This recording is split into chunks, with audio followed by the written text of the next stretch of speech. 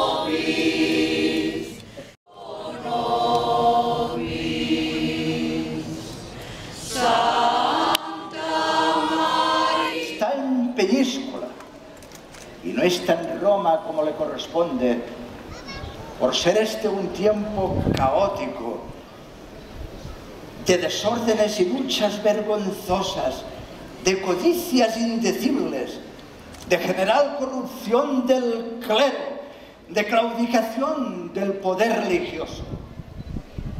Gran parte de los obispos son altivos, vanidosos, con abandono espiritual e interesados y de intenso mal ejemplo. El Santo Padre está en Peñíscola.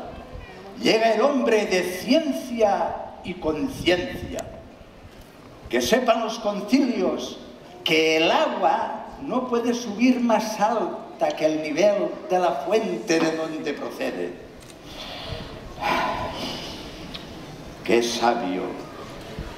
El timonel que frente a las olas del mar, la tempestad, los vientos y los peligros, gobierna su nave y la lleva a buen puerto. Tienen cada una su función propia. La memoria para recordar el pasado, la inteligencia, aunque mi espíritu pertenecerá siempre a la orden del Temple.